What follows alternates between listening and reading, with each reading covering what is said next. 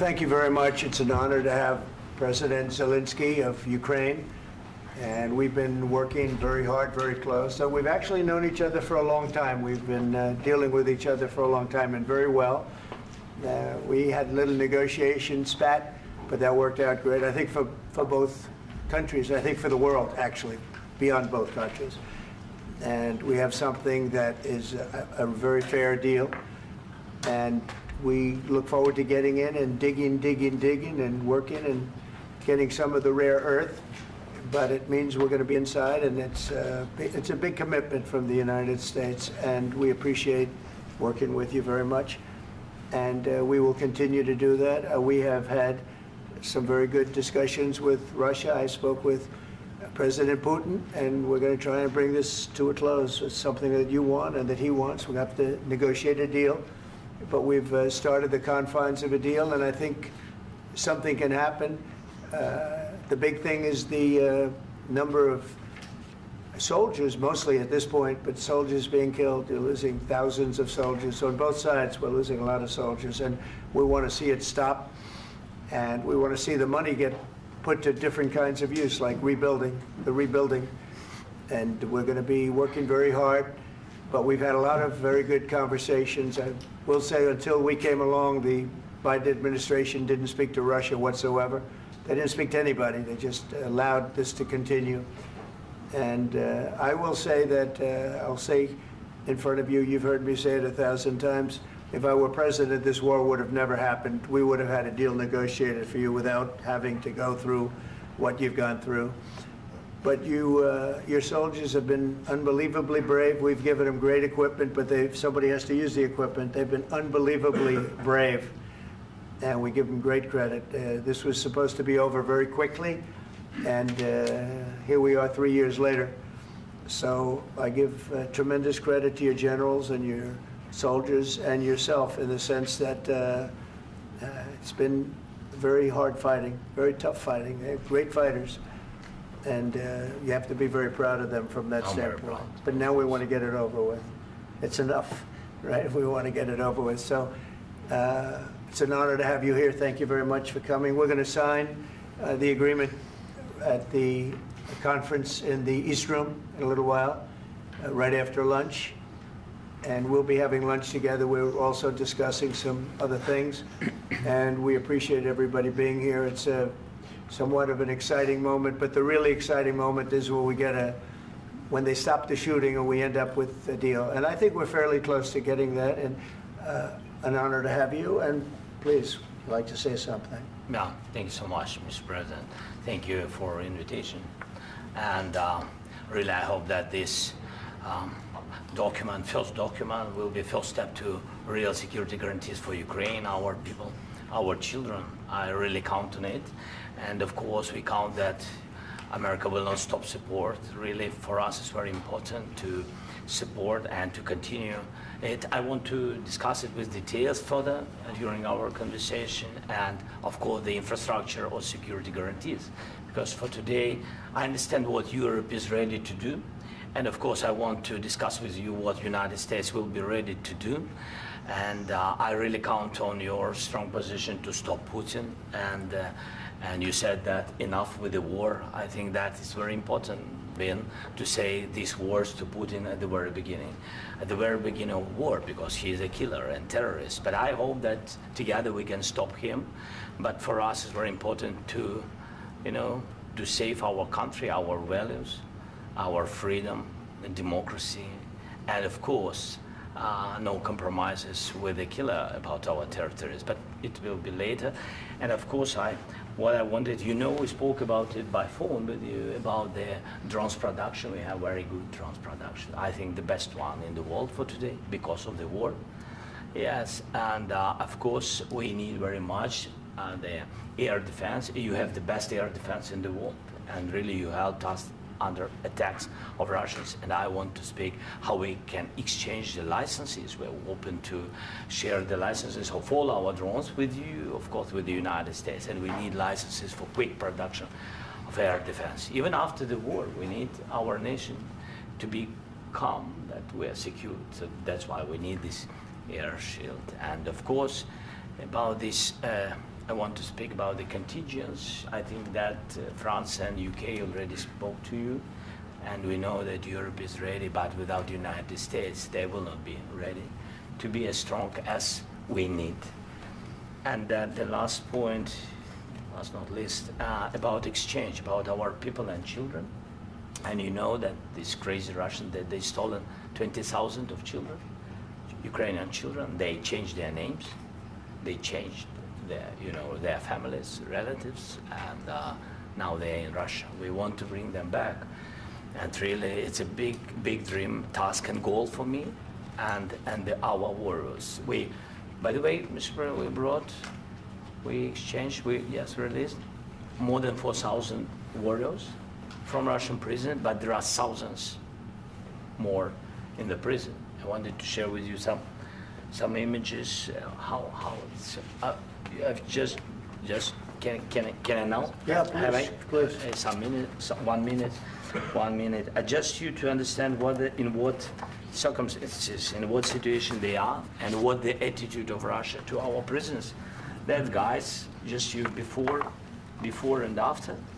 And you see before and after, just you to understand. Now thousands of such guys, ladies and men, there, and so they don't eat, they beat them, and they, so they do a lot of bad things.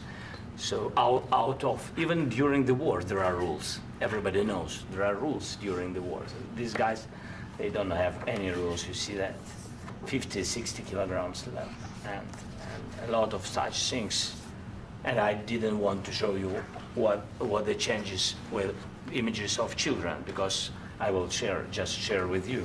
And I mean, it's looking tragically. Yep, that's tough stuff.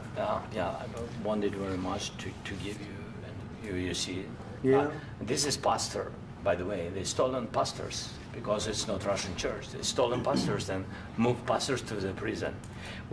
At the end of last year, we brought 3 pastors, and we could exchange them. And this is pastor, you see.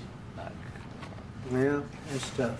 Yeah. So I mean, this I wanted to show you, and this. So thank you very much. We want to get that ended, right? Yeah. Of course, we And want. I think we will. And We have to, of course.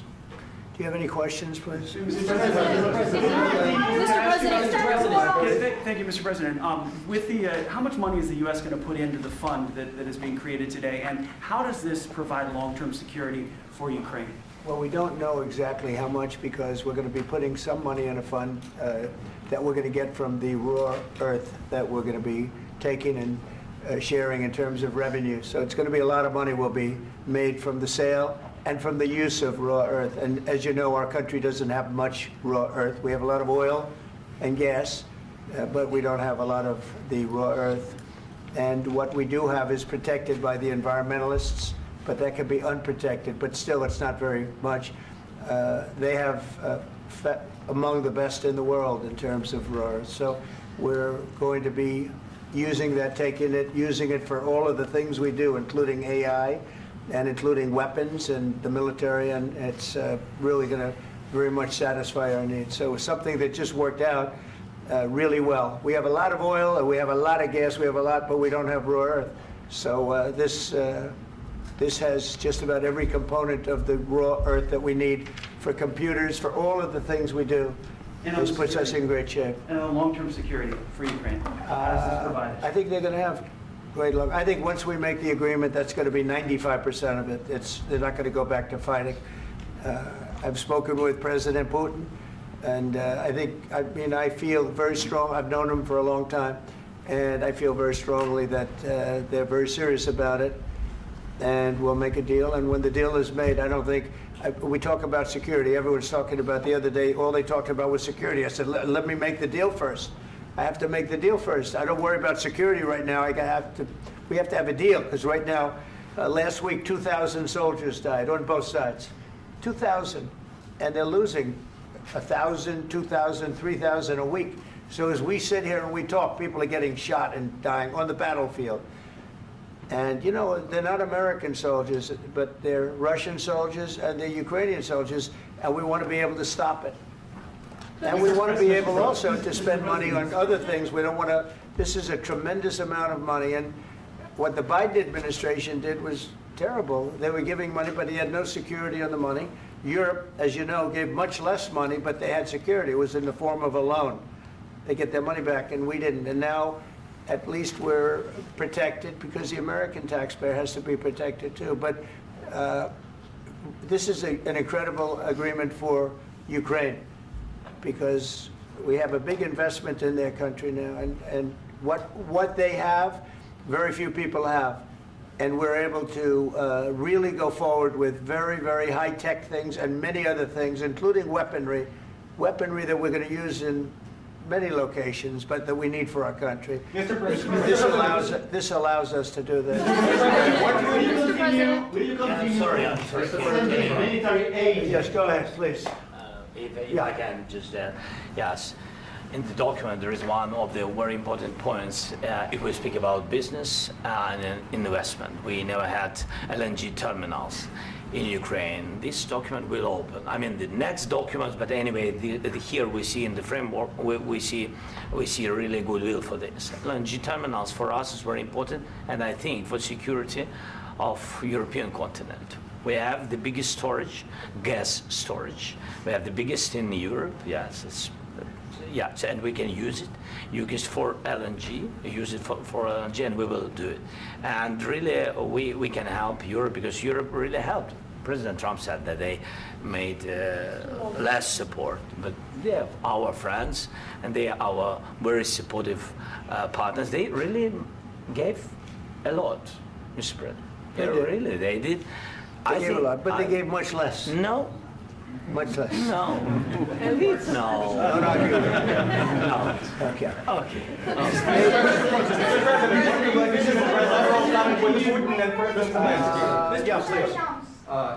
Mr. President Trump, you have repeatedly called the deal with Ukraine as a historical one. And as a President of the United States, you make historical decisions in other issues which affect America and other world. So what place in the world history do you want to take? And do you associate yourself with any famous historical figures?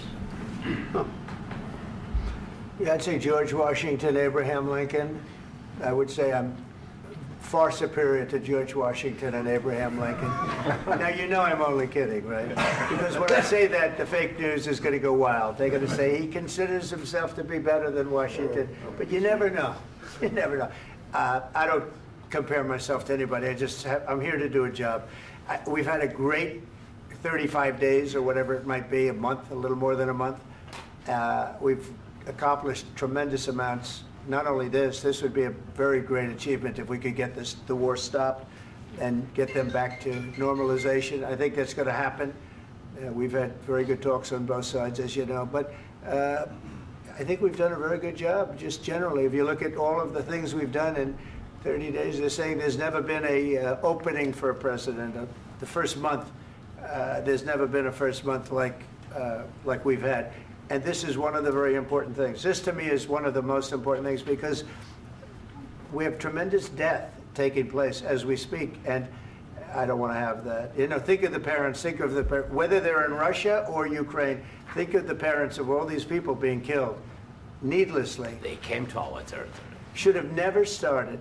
This would have, if I were president, this would have never started. Mr. President, where and how do you envision, Mr. President, will you continue sending military aid to Ukraine after the U.S. signs this agreement with Ukraine? Yeah, we're And the going to be question continuing. to President Zelensky, do you feel like the U.S. is on your side, that President Trump is on your side at this moment?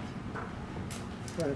What do you think? He wants to know, do you think that, sort of a stupid question. I guess we wouldn't be here if I wasn't. I think that the United States on our side from the very beginning of occupation, and I think that President Trump on our side, and of course, I'm sure that the United States President will not stop support. This is crucial for us. It's important for us. Yes. And Putin, the president speaks about the people and the soldiers which are dying, but they came to our territory, they came to our land. They began this war, and they have to stop. And I think this is the question, with really the most important question. Can President Trump, I hope yes, with some other allies, to stop Putin, withdraw these enemies, our enemy, withdraw these troops from our land? And I think that you asked about the history, I think that if President, or when, he will stop Putin, if President Trump will bring peace to our country, I think he will be on this wall. We've had very, very good talks. What about military aid to Ukraine? President Zelensky just said that there will be no compromises with Vladimir Putin. I just wanted to ask both of you, firstly, are there compromises that you think that President Zelensky is going to have to make? And President Zelensky, is there anything that you might be thinking that you may be able to offer or bring to the table, for example, elections? Thank you. I think you're going to have to always make compromises. You can't do any deals without compromises. So certainly he's going to have to make some compromises, but hopefully they won't be as big as some people think you're going to have to make. That's all. That's all we can do. I'm here as an arbitrator, as a mediator to a certain extent between two parties that have been very hostile, to put it mildly. They've been very hostile. There's been a vicious war. There's been a vicious war. You know, it's a very level battlefield, and those bullets go out, and as I've said many times, we were talking about it with Pete, many times the only thing stopping those bullets is a human body. And in the case we're talking about, generally young human bodies are stopping a lot of bullets. It's dead level. That's why it's great farmland. It's great land. It's great farmland, but there's very little protection against the bullets that are being, and other things that are being shot. So all I can do is see if I can get everybody at the table and get an agreement. And I think we're going to end up with an agreement. Otherwise, I wouldn't probably be even here today. Mr. President, I've got two questions for you. You think ultimately your legacy will be the peacemaker and not the president that led this country into another war and ended foreign wars? And I've got a question. I hope it will. I mean, I hope I'm going to be remembered as a peacemaker. This would be a great thing if we could do this. I'm doing this to save lives more than anything else. Second is to save a lot of money, but I consider that to be far less important. So I hope I'm going to, thank you, Brian, for that question. It was a nice question. I hope I'll be known and recognized as a peacemaker. This would be a great thing to solve. This is a very dangerous situation. You know, this could lead to a third world war. This was headed in the wrong direction. If this election were lost, if we didn't win this election, and we won it by a lot, that was a mandate. We won every swing state. We won the popular vote by millions and millions of votes. We won everything. The districts, you look at the areas of red, take a look at a map. This was a big mandate, and this was one of the things I said, we're going to get this thing settled. If we didn't win, I think this could have very well ended up in a third world war, and that would not have been a good situation. What was your second question? And my second question for President Zelensky, why don't you wear a suit? You're at the highest, why don't you wear a suit? You're at the highest level in this country's office, and you refuse to wear a suit. Just want to see if do you own a suit? Yeah, problems. A lot of Americans have problems with you not respecting the dignity of this office. I will wear a costume after this war will finish. Okay. Yes, maybe one. Maybe something like this. Something like yours. Yes. That'd be great. Maybe something better. I don't know. We will see. Maybe something cheaper than. Yeah. Thank you. Thank you. President Trump. Thank you, President Trump. You said yesterday that you have. Are you going to send more arms to Ukraine in case there's no peace? Yeah, we're going to have arms to Ukraine, yeah, sure. Hopefully I won't have to send very much, because hopefully we're going to have it finished. We're looking forward to finishing this quickly. We're not looking forward to sending a lot of arms. We're looking forward to getting the war finished so we can do other things. But we very much appreciate the agreement, because we needed what they had, and we're treating, our country is now treated fairly. Biden didn't do that. He didn't know what the hell he was doing. This should have never happened. This should have never started. But you know, sure, the answer is yes, but hopefully we won't have to send much because I'm looking forward to getting it done quickly, very quickly. Does that mean you'll provide security guarantees, Mr. President? I don't want to talk about security yet because I want to get the deal done. You know, you fall into the same trap like everybody else. A million times you say it over and over. I want to get the deal done. Security is so easy. That's about 2% of the problem. I'm not worried about security. I'm worried about getting the deal done. The security is the easy part. Security is very nice. Everybody stopped shooting. And now will Europe put people there? I know France is going to. I know the UK is going to. I know other countries are going to, and they happen to be right next door. We haven't committed, but we could conceivably. You know, we have security in a different form. We'll have workers there digging, taking the raw earth so that we can create a lot of great product in this country. So in that sense, you have something, but we haven't determined that yet. I will say, in speaking to France and in speaking to, and they were here, as you know, last week and just the other day, they have committed to a lot of security. I don't think you're going to need much security. I think once this deal gets done, it's over. Russia's not going to want to go back, and nobody's going to want to go back. When this deal ends, I really believe this deal is going to be over. Question? Yeah, please go ahead. Go ahead. Thank you, Mr. President, thank you.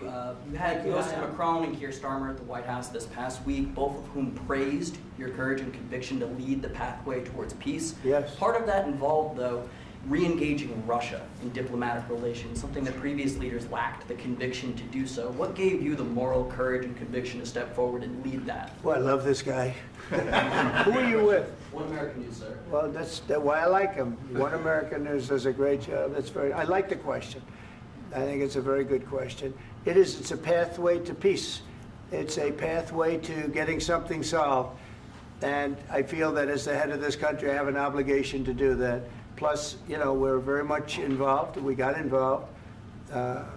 It's too bad we got involved because there should have been no involvement because there should have been no war. And there shouldn't have been October 7th. That would have never happened. As you know, Iran was broke. They had no money to give to Hezbollah. They had no money to give to Hamas. They were stone cold broke. And then under Biden, they became rich as hell. They went from no money to $300 billion in a period of 4 years. And they gave a lot of that money away, and you see what happened. And that's a real mess also that we hope to be able to solve. But no, I appreciate your question very much. I feel I have an obligation to try and do something to stop the death. If I can answer, yes, if I can answer, Please, sorry, go ahead.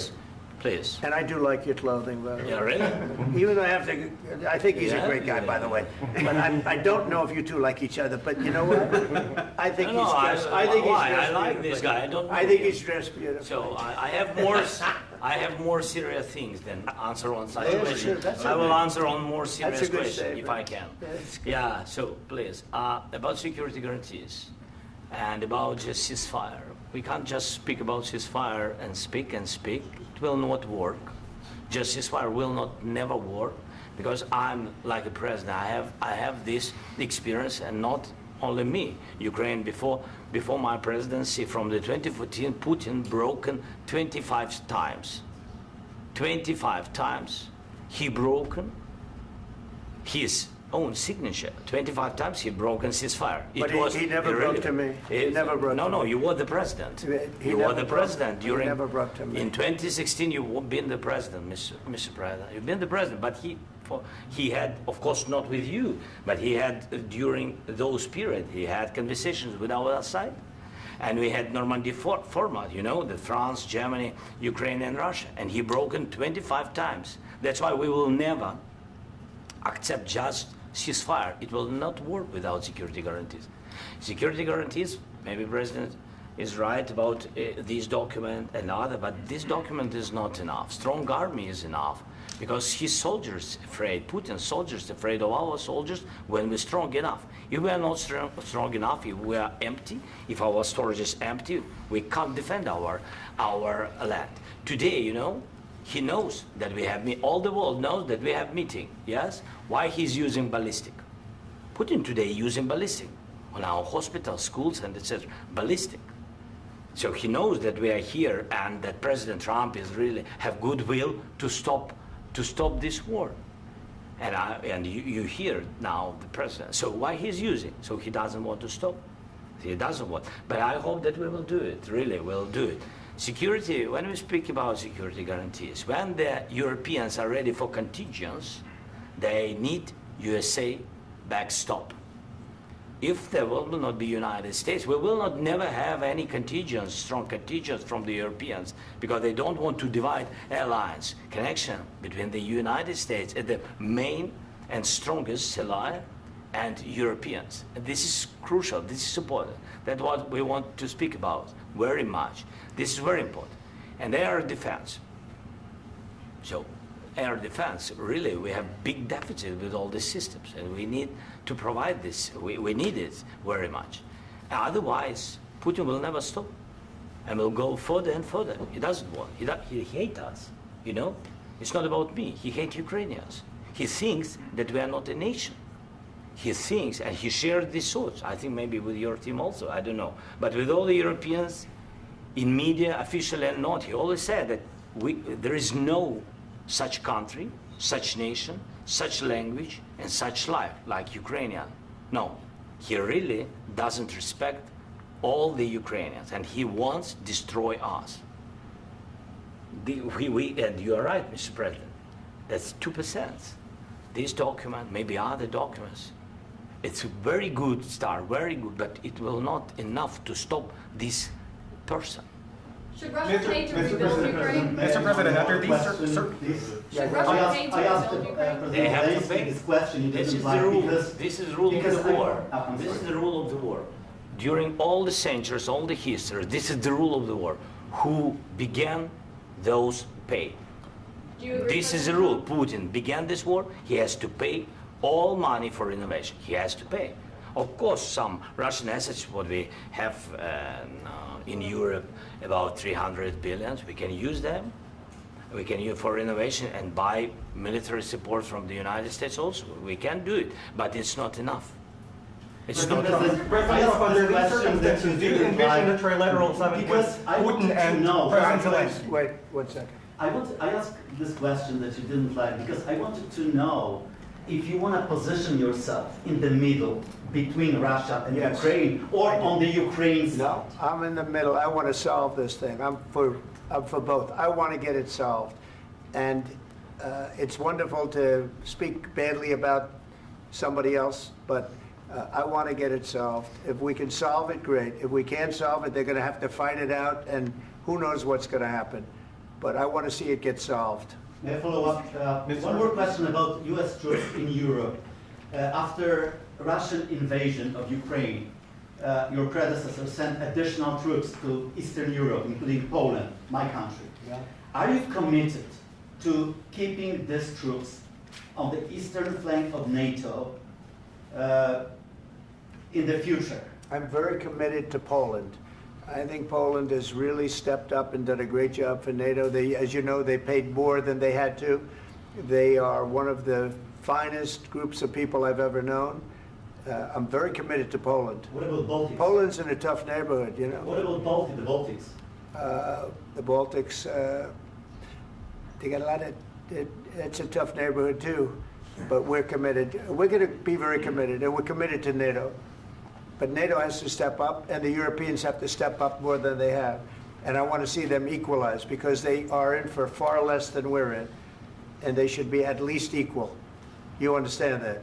Why is the United States, we have an ocean in between, why is the United States in for so much more money and other things as Europe? With that being said, and as you said, they've also been obviously very helpful, but we have put in far more than they have, and I think they should equalize. Mr. President, Yeah, please, go Can I ahead. ask you about the agreement again today? What changed between the first time that Secretary Vance gave President Zelensky the agreement and today for the signing? We made a deal. So What was the I'm difference? just- deciding factor? I'm a business person. We made a deal. That's what changed. Along with minerals. I didn't think we were going to make a deal, and We ended up making the deal, so that changed. Mr. President, what and how do you envision a trilateral summit with President Zelensky and Putin? I don't know, under but these well, they circumstances? don't like each other, I can tell you that. Okay? They do not like each other. This is not a love match, and it's unfortunate. That's why you're in this situation.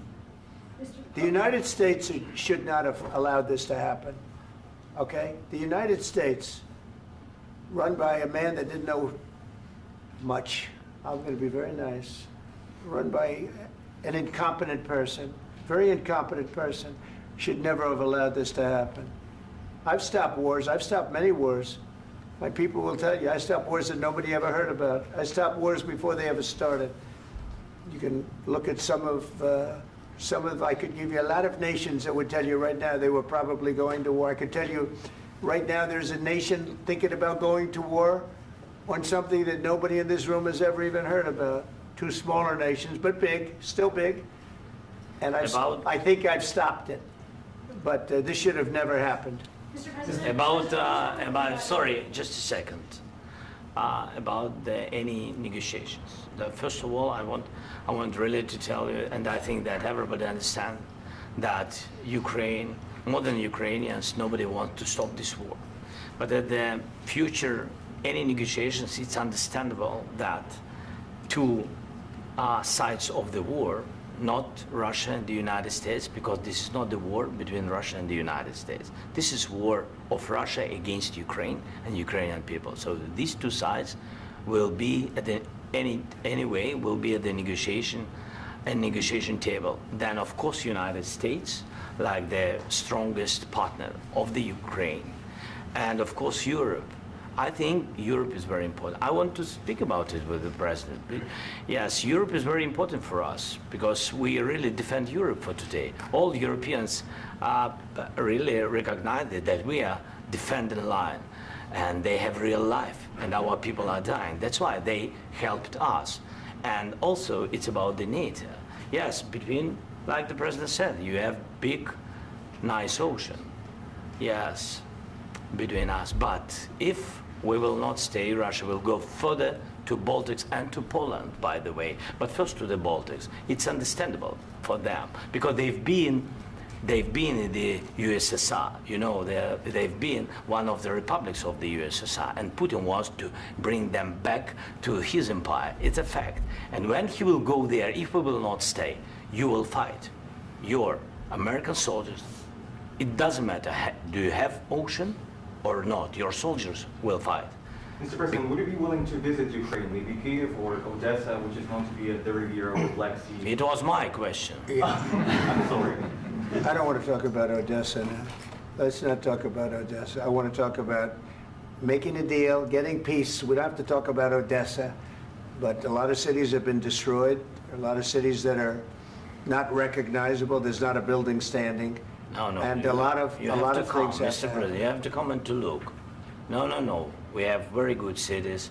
Yes, a lot of things have been destroyed, but mostly cities alive, and people work, and children go to school. Sometimes it's very difficult. Sometimes closer to front line, children have to go to underground schools or online, but we live. Ukraine is fighting, and Ukraine lives. This is very important. And maybe it's Putin is sharing this information that he destroyed us.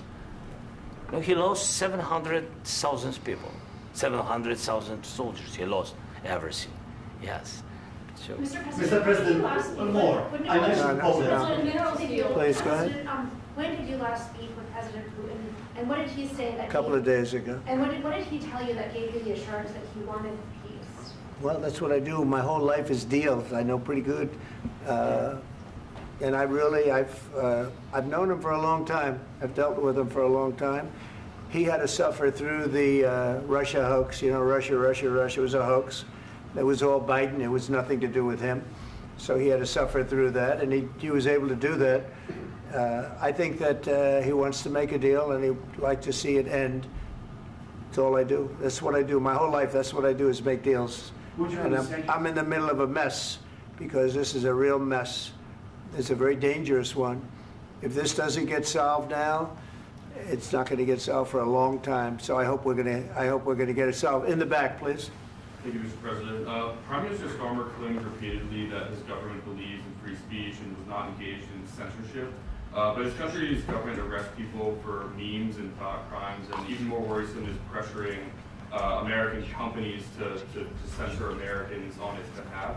How can he be a reliable, trustworthy partner when he says things that are demonstrably false on such an important topic? Well, we actually spoke to him about that yesterday, and we thought they took it very, very much too far. JD was very strong on it, so was I, so was Marco, and we've been speaking to him about it. Marco, would you like to say something about that? Yeah, we have concerns, obviously, with the conduct of those, particularly as it impacts Americans. And there's real concern that American speech, which is online, could fall into the hands of British or any country's jurisdiction. And so this is a point the Vice President made at Munich, and I think it's a very compelling one, that what unites us with Europe, as much as anything else, is these shared values, and one of them being free speech. And so if Americans are threatened by it, we're going to need to take action in that regard.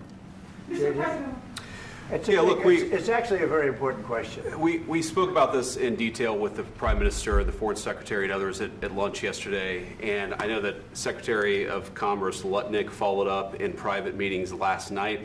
This is really important. We believe Americans have the right to speak their mind, even if we in this room disagree with them. They have the right to speak their mind in the public square, which is often online these days. And we're going to defend that right as it pertains to American companies and American citizens vigorously if we have to. I do think that under the President's leadership, we're going to find common ground with our friends in the UK on this question, but it remains to be seen. The principle that will guide us is we believe in free speech in this country, and we'll fight for it for American citizens. Mr. President, on the deal, is there any other oil and gas component to the deal? Is it all critical? A little bit. We'll see. On LNG? But we're not really looking for that so much. We got a lot. We have more than anybody in the world, by far. So no, we're not talking about it too much, but a little bit. I think it affects also, but for the most part, no. And sir, is there any agreement from Ukraine to purchase U.S. LNG as part of the deal, or is that on the table at all? No, we don't need that. Mr. President, I just wanted to ask you about, you just mentioned that you'd spoken to Vladimir Putin a couple of days ago. Just to be clear, that's a new call, not the one that you were I've spoken to him on numerous occasions. Okay. And how was the latest call? What did you discuss? How did it go? Are you serious with that question? I am. I'd love to know. It went well. I think we're going to have a deal. On the minerals deal, Mr. President, some of those minerals are in the east of Ukraine, not far from the front lines and in areas that Russia has occupied. Will you direct President Putin to withdraw his forces from those areas if there's U.S. interest? Well, we'll take a look at the time. We have a lot of area. It's a very big area we're talking about, so we'll take a look. I'll study that and I'll see. And who would protect those minerals if they are U.S. interests? Would that be Ukrainian forces? They'll be protected. The agreement will protect them. U.S. The agreement, yeah, we're signing an agreement. Right, but what if Russia tries to invade or there's Russian aggression in response? I just told you, I don't think that's going to happen. And if that were going to happen, I wouldn't make a deal. If I thought that was going to happen, I wouldn't make a deal. Some people may wonder why. You know, they ought to focus on CNN on survival, not asking me these ridiculous questions. Focus on surviving, because CNN's got such low ratings. I don't think they're going to survive. Let's go. Please go. I already mentioned Poland. Poland was under Russian control for decades after the Second World War. When I was a kid, I looked at the United States not only as a most powerful country, richest country in the world, the country that has great music, great movies, great muscle cars, but also as a force for good. And now I'm talking with my friends in Poland, and they are worried that you align yourself too much with Putin.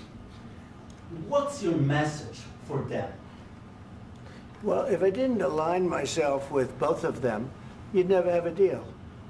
You want me to say really terrible things about Putin and then say, "Hi, Vladimir, how are we doing on the deal?" That doesn't work that way. I'm not aligned with Putin. I'm not aligned with anybody. I'm aligned with the United States of America and for the good of the world. I'm aligned with the world. And I want to get this thing over with. You see the hatred he's got for Putin. It's very tough for me to make a deal with that kind of hate. He's got tremendous hatred. And I understand that, but I can tell you the other side isn't exactly in love with, him either.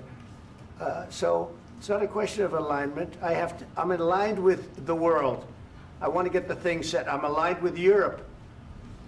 I want to see if we can get this thing done. You want me to be tough? I could be tougher than any human being you've ever seen. I'd be so tough. But you're never going to get a deal that way, so that's the way it goes. All right, one more question. Hey, I want to respond to this. So look, for 4 years in the United States of America, we had a president who stood up at press conferences and talked tough about Vladimir Putin, and then Putin invaded Ukraine and destroyed a significant chunk of the country. The path to peace and the path to prosperity is maybe engaging in diplomacy. We tried the pathway of Joe Biden of thumping our chest and pretending that the President of the United States' words mattered more than the President of the United States' actions. What makes America a good country is America engaging in diplomacy. That's what President Trump is doing. Can I ask you? Sure. Yeah? Yeah. Okay. So he occupied our parts, big parts of Ukraine, part of East and Crimea. So he occupied it on 2014. So during a lot of years, so I'm not speaking about just Biden, but those time was Obama, then President Obama, then President Trump, then President Biden, now President Trump, and God bless, now President Trump will stop him. But during 2014, nobody stopped him. He just occupied and took. He killed people. You know what the contact line? 2015. 2014 2014. and 2015. 2014. Yeah. So I was not here. Yeah, but that's exactly right. Yes, but during 2014 till 2022, yeah, the situation the same. The people have been dying on the contact line. Nobody stopped him.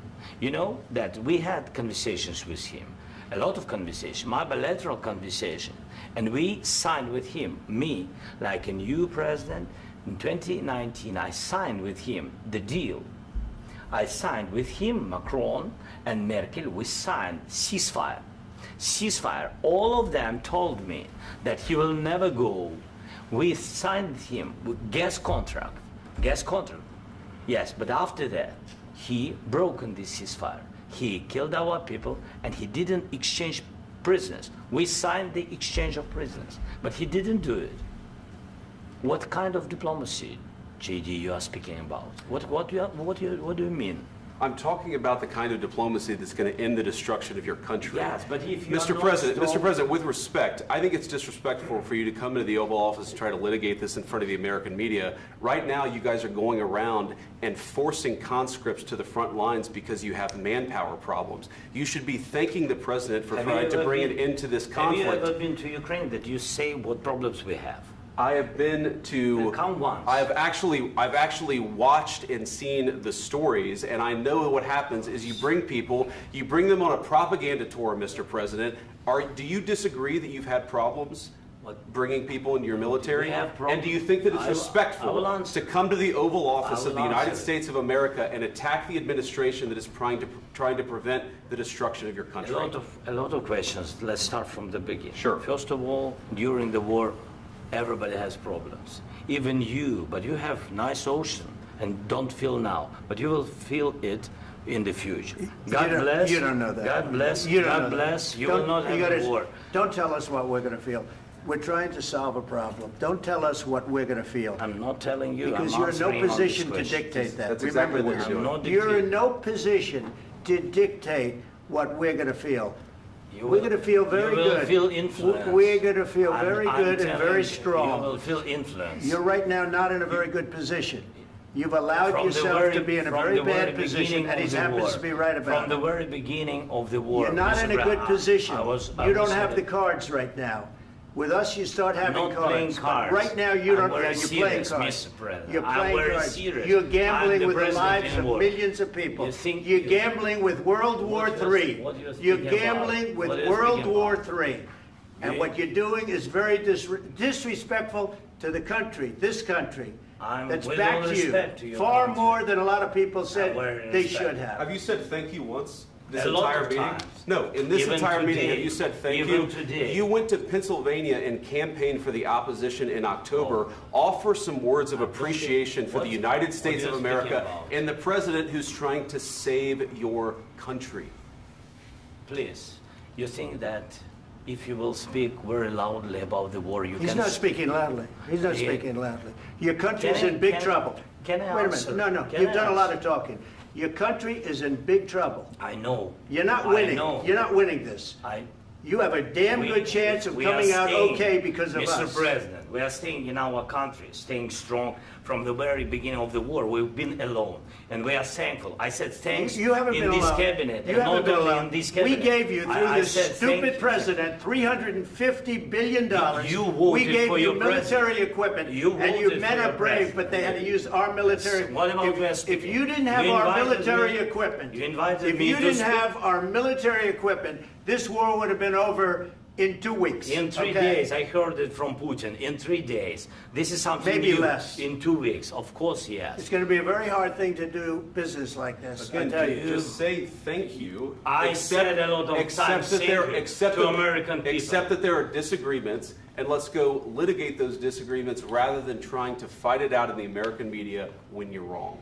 We know that you're wrong. But you see, I think it's good for the American people to see what's going on. I understand, sir. I think it's I very understand. important. That's why I kept this going so long. You have to be thankful. You I'm- don't have the I'm cards. thankful. You're buried there. Your people are dying. tell you You're again, running I low know. on soldiers. Don't- Listen, don't please, you're running Mr. low on President. soldiers. It would be a damn good thing. Mr. And then President. then you tell us, I don't want a ceasefire. I don't want a ceasefire. I want to go and I want this. Look, if you could get a ceasefire right now, I tell you, you take it so the bullets stop flying and your men stop getting killed. Of course, we want to stop the war. But you're I saying said- you don't want a ceasefire. But I said to you, I want a with ceasefire. guarantees. Because you'll get a ceasefire faster than an agreement. Ask our people about ceasefire, what they think. That wasn't it doesn't with matter me. for you what That what wasn't this with me. means. It That was wasn't with you. a guy named Biden, who was not a smart person. This That is was your, with, this that was is with your Obama. president. It was your president. Excuse me. That was with Obama, who gave you sheets, and I gave you javelins. Yes. I gave you the javelins to take out all those tanks. Obama gave you sheets. In fact, the statement is Obama gave sheets and Trump gave javelins. You got to be more thankful, because let me tell you, you don't have the cards. With us, you have the cards. But without us, you don't have any cards. One more question to Mr. Vice President. I'm sorry. It's going to be a tough deal to make, Um, because the attitudes have to change. What if Russia breaks ceasefire? What if Russia breaks peace talks? What do you do then? I understand that it's a heated conversation right now. What are you but saying? what She's if asking, what if Russia breaks the ceasefire? What if anything? What if a bomb drops on your head right now? Okay? What if they broke it? I don't know. They broke it with Biden because Biden, they didn't respect him. They didn't respect Obama. They respect me. Let me tell you, Putin went through a hell of a lot with me. He went through a phony witch hunt where they used him and Russia.